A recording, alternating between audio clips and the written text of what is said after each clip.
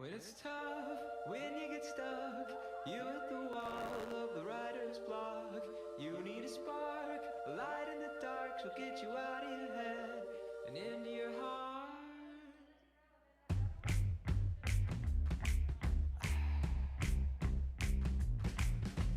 Taking a walk on the wild side, something in the way she moves, candle in the wind and it's blowing everywhere we go. All these girls got something going on.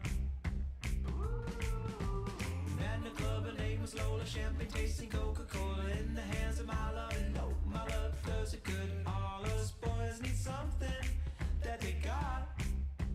This one's for Elise, Norma Jean, Patty Boyd and Carol King, Hollywood Lawn, Linda Eastman, Candy Darling, got it started with a song. This one's for Elise.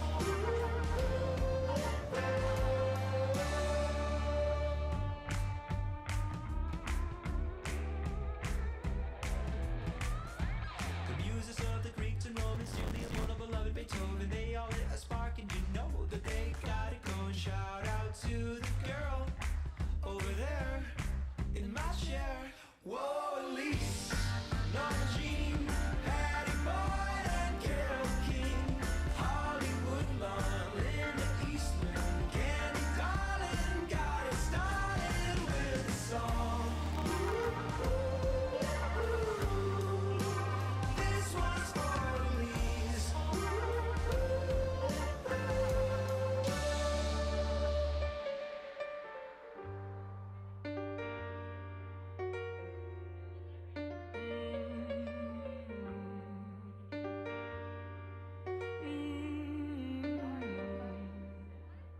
This one's for Elise, Norma Jean, Patty Boyd and Carol King, Hollywood Lawn, Linda Eastman, Candy Darling, got it started. Whoa, Elise, Norma Jean, Patty Boyd and Carol King, Hollywood Lawn, Linda Eastman, Candy Darling, got it started with a song.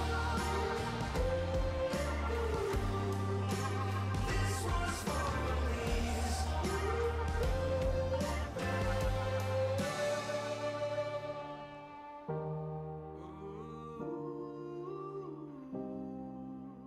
This one's for Elise.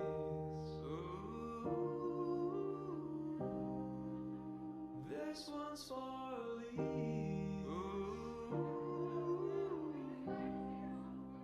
This one's for Elise. This one's for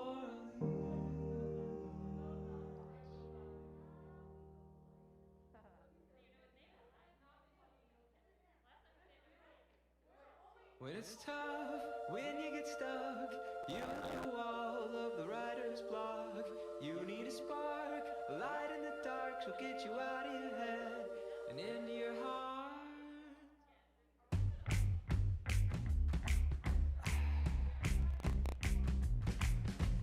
Taking a walk on the wild side, something in the way she moves, candle in the wind and it's blowing everywhere we go. All these girls got something going on.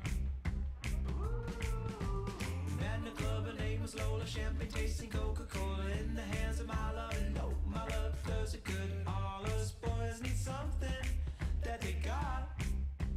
This one's for Elise, Norma Jean, Patty Boyd and Carol King, Hollywood Lawn, Linda Eastman, Candy Darling, got it started with a song. This one's for Elise.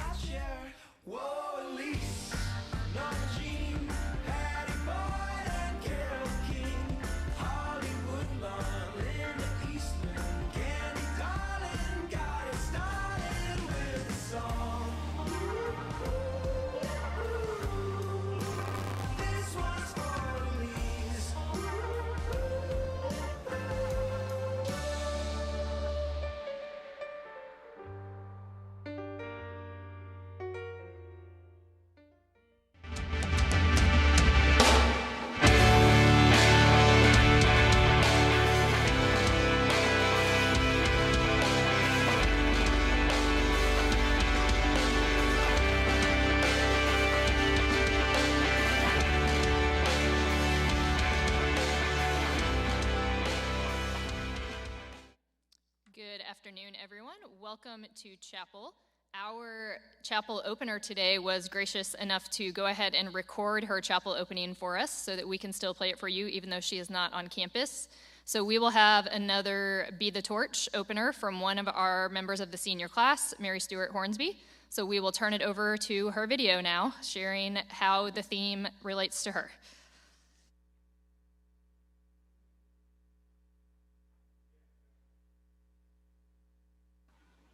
Hi, so my name is Mary Stewart Hornsby, and I am a part of the class of 2021. And I am here to talk to you today about being the torch for fostering. So these are some animals that I have fostered. One of them is Hattie B, and she actually has twisted leg syndrome and had to have parts of her foot amputated. But she's actually doing really well now. All right. And then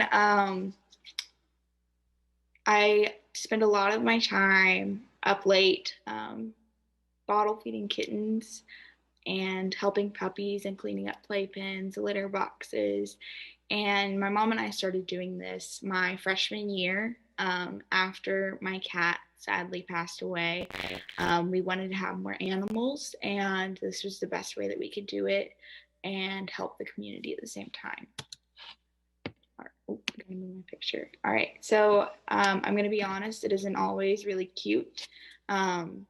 So the little guy in the plastic wrap is actually getting an oxygen treatment and nebulizing treatment, and he actually ended up perfectly fine. And then the other kitten, his name is Ryan, and he actually had a parasite that was undetectable to the veterinarians, and all of his siblings passed away, but he is actually doing extremely well now, and a former GPS parent actually has him, and he's doing phenomenal now, and he is just one of my favorite kittens.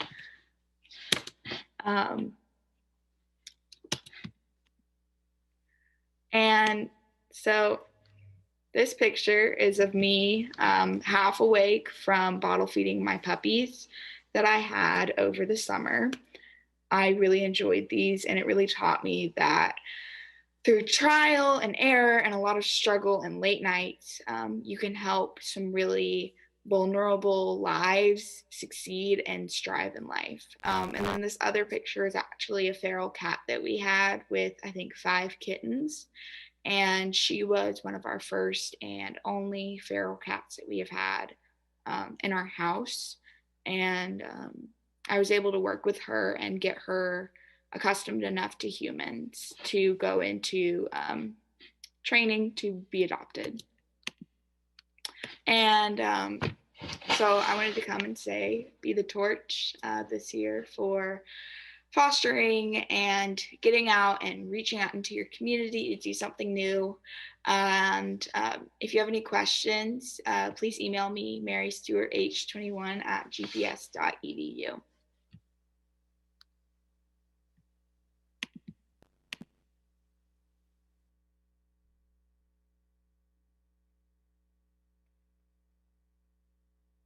Hey y'all, I'm Ansley. I'm a senior Stuco rep, and I'm here to tell y'all that Dr. Harrison and Mr. Dillard are having a trivia night this Friday, and you should have gotten an email from Ms. Vitas this morning, so make sure to check that. Thank you.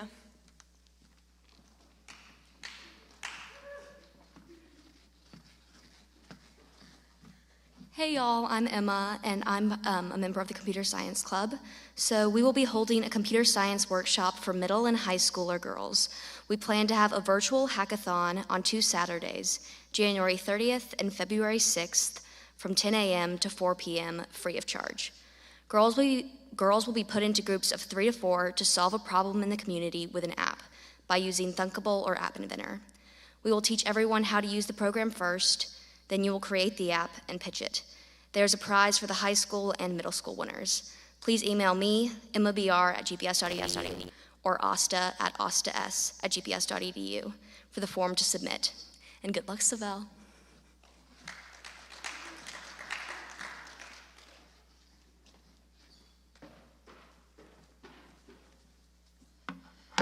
I have one additional announcement on behalf of the National Honor Society. NHS would like to remind you that they are still available for tutoring this week while we're virtual and any future days that we may be virtual. If you are interested in receiving tutoring from an NHS member, if you are in upper school, please go to the Learning Support Services resource board on my GPS, and there is a link to request a tutor. If you are in middle school, please reach out to your advisor or one of your teachers, and they will get you connected to a tutor. That is all for our announcements this afternoon, so I would like to invite to the stage Joshua Gable to introduce his sister and our chapel speaker, Sibel Gable.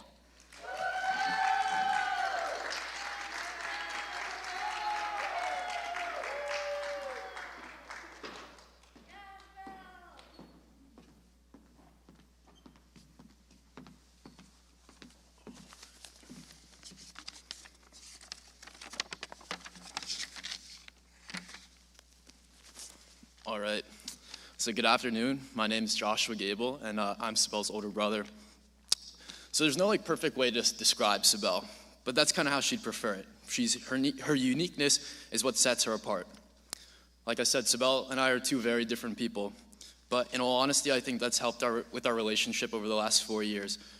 Being gone for 6 months at a time, I don't get to see her a lot, but we have our unique ways of staying in touch. Whether it's Snapchatting, sending stupid Instagram videos, or TikToks that are roasting our parents, the situation that we are in allows for us to find creative ways to stay in touch and enjoy our time in person for the most part. So when someone asks me how to describe Sibel, the first thing that pops in my head is that she's a straight shooter. No one, and I mean no one, will give you the honest truth like Sibel. She does not sugarcoat things, usually puts a couple expletives at the end of sentences, and she never strays from her principles. They say the best leaders are those that are themselves, and I can honestly say Sibel exemplifies that. She doesn't care what the world thinks or what others will say. She will always be Sibel. I've had the privilege of growing up with Sibel and to see her from afar grow into the person that she is today. Like I said, she's unique. She's witty, bold, artistic, athletic, and smart. She has the utmost level of compassion for those around her, except if you wake her up from her beauty sleep. As her brother, I'm incredibly honored to be able to introduce her today, and I'm so proud of the person she's become. So I now introduce Sibel Margaret Gable.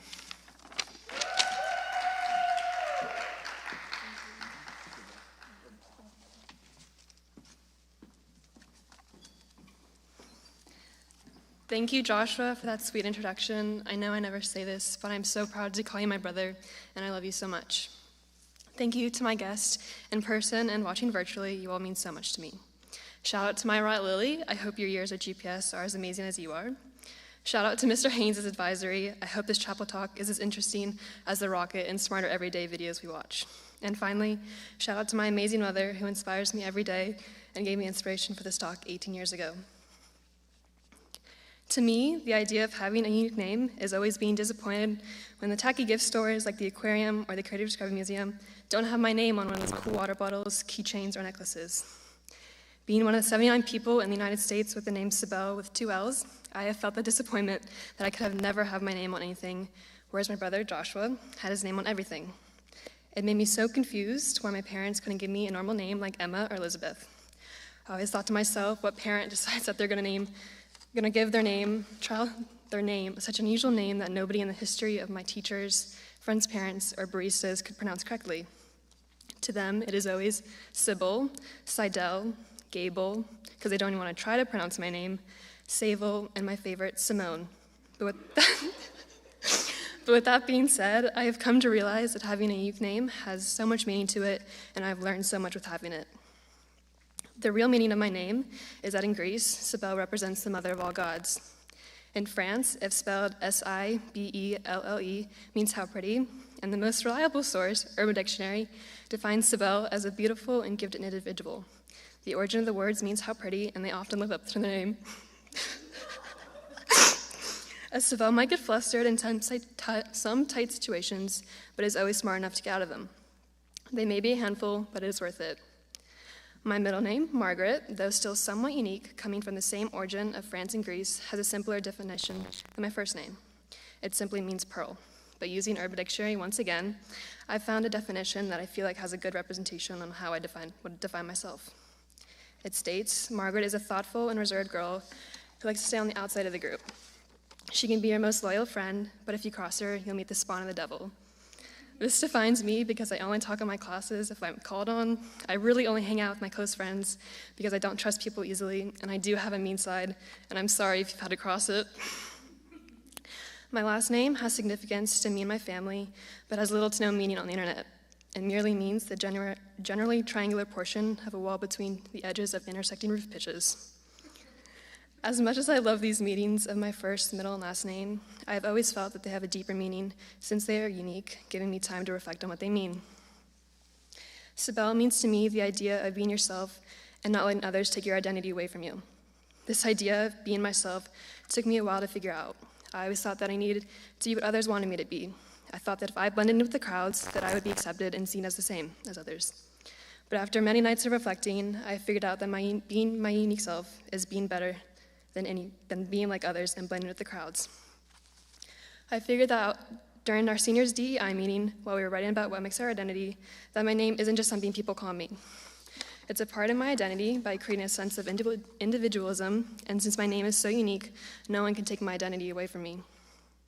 Though some people overlook their middle name, and sometimes I do as well, it still has meaning to me even if it is small. To me, it has a strong sound, which thus gives me the meaning of being resilient, in which in my lifetime I have learned the lesson of what it means to be resilient. Finally, my last name means to me and my family that we can do anything we set our minds to. My grandfather showed us this by using his passions of becoming a baker and opening a bakery that the people in the small town of Tunkhannock, Pennsylvania, still talk about to this day. My grandfather passed this straight down to my father, who once didn't care about school but realized he had a passion for hard work and put a mindset of it into his career and created 2 successful companies. Like his father, my father knew this is a good trait to pass down to his children. I took inspiration from him and my grandfather and found what my passion is in life. I realized that I want to give back and help people those in need by giving the same care and affection that I received when I was going through a year-long journey of GI problems and allergy reactions that I faced my freshman year, and to give back to children who are facing the same problems that I faced, leading me to want to become a nurse. With meaning, there's also lessons, and the lessons that I have learned from having my name has stuck with me my whole life. In my 18 years, having the name Sibel has taught me one lesson. It is best defined by a quote by Robert Frost. It states, 2 roads diverge in a wood, and I took the one less traveled, and that has made all the difference. Meaning to take your own path and not to follow the path set by others. Margaret Maggie Gorman, my second mother, taught me 3 important lessons of what it means to be a Margaret. Her first lesson is that even in your worst days, you need to make time, and you feel at your absolute lowest, you need to make time to smile, surround yourself by others, and you'll laugh. Secondly, she taught me to be myself and not to care what other people think, and if I want to eat pizza and wear sweatpants for days, then I can, because I don't care what people think of me. Her third lesson, which I think is the most important lesson I've learned, is to find the people that will be there for you in your worst moments. For me, it is my friends, the zoologist, and their rowing team.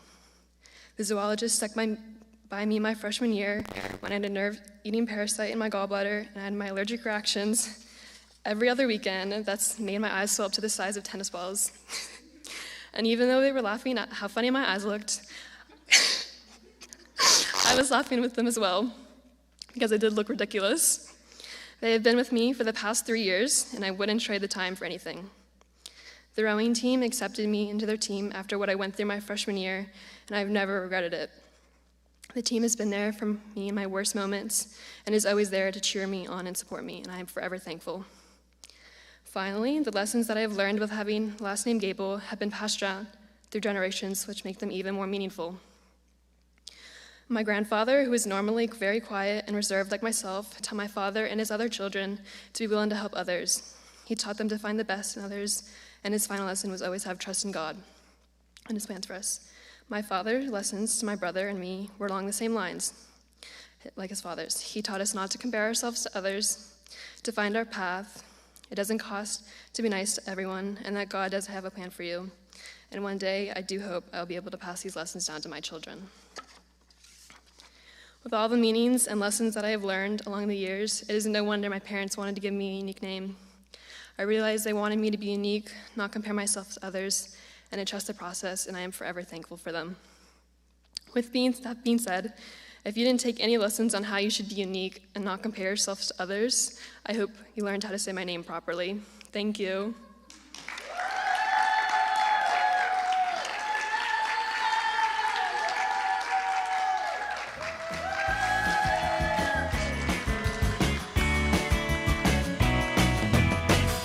If I had a plane, then where would I fly to? If I had to use my brain for something else, tell me what would I do? And if I had a strange conversation with a lady in a waiting room about leaving all this doom and gloom, if you could be anywhere, then where would you be? If you could be anywhere, would you be there with me? If I could be anywhere, I'd be there. If I could be anywhere, I'll be there with you, girl. If I had a clue, I'd know exactly what to do. If I had a way to let you know where I wanted to go. And if I had a strange conversation with a lady in the street telling me to move my tired feet. If you could be anywhere, then where would you be?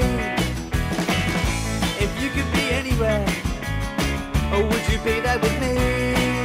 If I could be anywhere, I'd be there. If I could be anywhere, I'll be there with you, girl. Take my chances, fake those glances, wait those answers anywhere. But take my chances, fake those glances, wait those answers anywhere. But take